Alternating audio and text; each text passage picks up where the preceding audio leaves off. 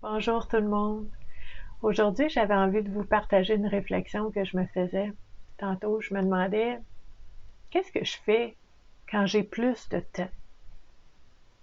Tu sais, quand j'ai du temps surprise, que je m'attendais pas à avoir du temps devant moi, puis là, pouf, il arrive du temps. Je fais quoi avec? Parce que le temps, il est toujours là. Le temps avance. Le temps, peu importe qu'on soit prêt ou pas, les secondes, les minutes avancent. Le temps, le moment présent, il est là tout le temps. OK?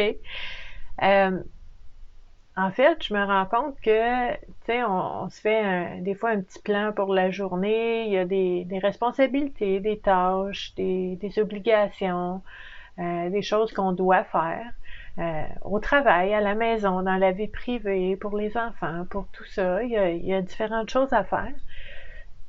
Puis ça va arriver des fois, on est tellement habitué à courir après notre temps.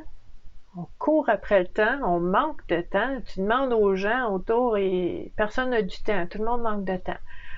Puis il y a comme une fierté de ça, là. Faut être prudent avec ça. Quand je parle de l'anxiété de performance, on est là-dedans aussi, cette fierté-là d'avoir de la broue dans le toupette, comme on dit au Québec, puis de vraiment de se coucher tard, de se lever tôt, de tout le temps travailler, de tout le temps avancer dans les projets, dans les choses à faire. La liste to do est vraiment longue.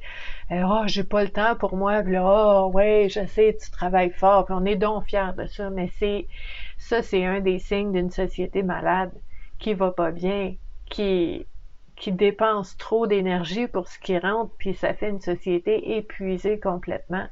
Une société qui est plus impatiente, irritable, susceptible des fois. Donc, on est là-dedans, mais c'est vraiment pas, en tout cas, quelque chose qu'on veut continuer si on est capable de sortir de la roue. C'est très, très, très bien parce que c'est pas la vraie vie, ça. Des fois, les gens vont dire, ben c'est ça la vie, c'est travailler, se coucher, faire des tâches, faire la vaisselle, aller faire l'épicerie, travailler, se coucher. Bon, on a chacun notre perception de c'est quoi la vie, mais c'est pas obligé d'être ça. Revenons à ma question. Je me posais la question, quand par miracle quelconque, on a du temps devant nous, qu'est-ce qu'on fait? Puis j'en parlais avec une amie qui me disait, justement, cette semaine, elle avait prévu des choses au travail, puis elle a fini plus tôt. Tout ce qu'elle avait prévu, elle avait fini plus tôt. Puis là, sa réaction, ça a été, qu'est-ce que je peux avancer? Qu'est-ce que je peux faire de plus? Pour avancer, pour être moins rushé demain ou les autres jours. Mais en fait, à tous les jours, il y a des imprévus. Puis une journée où est-ce qu'il n'y a pas d'imprévu, c'est une belle surprise. On va l'apprécier, OK? Mais si vous avancez quelque chose de demain, ça se peut qu'il y ait un imprévu, ça se peut, on ne sait pas qu'est-ce qui va arriver dans la vie. Tout ce qu'on sait, c'est ici maintenant. Donc, cette amie-là me disait qu'elle a eu du temps surprise devant elle, auquel elle ne s'attendait pas, et elle a décidé de prendre ce temps-là pour avancer, pour travailler plus.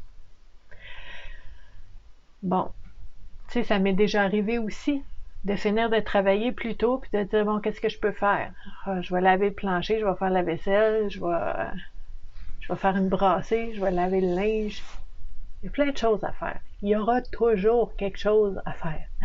Ça, c'est clair. OK? Mais est-ce que c'est possible de dire, j'ai du temps devant moi? Peut-être que vos enfants sont allés jouer dehors, le conjoint est occupé, puis là, vous dites, t'as une minute? J'ai du temps. J'ai du temps. Chut.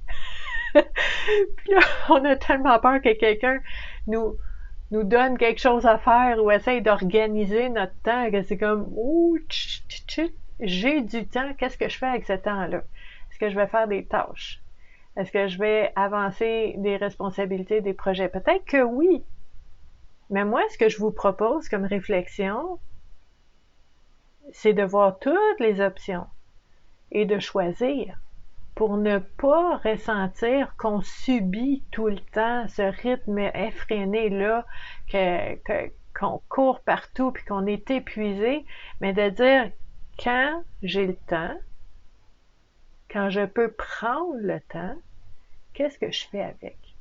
Est-ce que je fais une activité que j'aime? Est-ce que je vais colorier? Est-ce que je vais dessiner? Est-ce que je vais peindre? Est-ce que je vais danser? Est-ce que je vais chanter? Est-ce que je vais faire du vélo?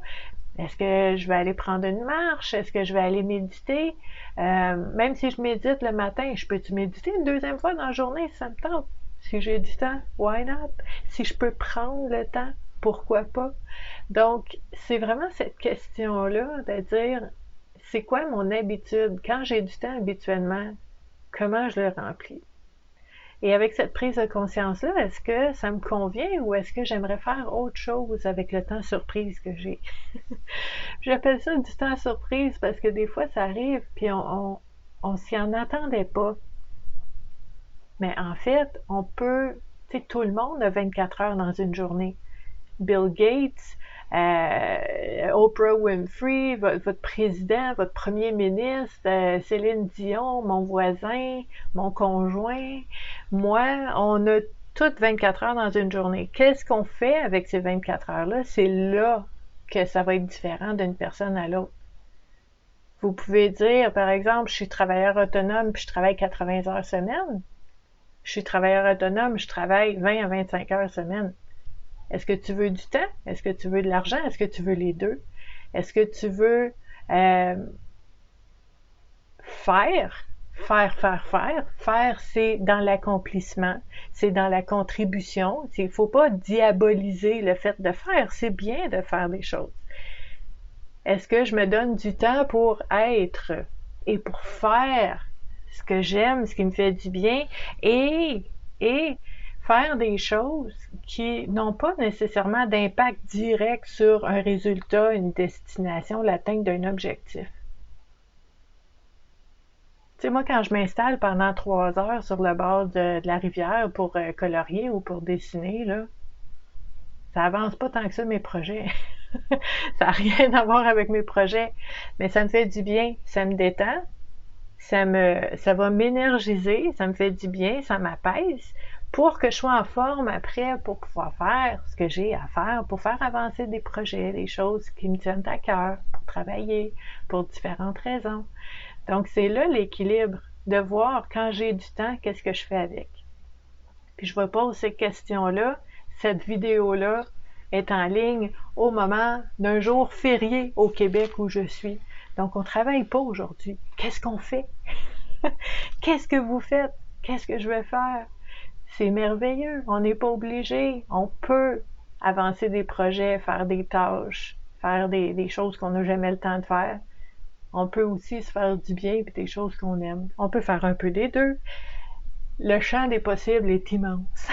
Donc, c'est ce que je vous propose comme réflexion aujourd'hui.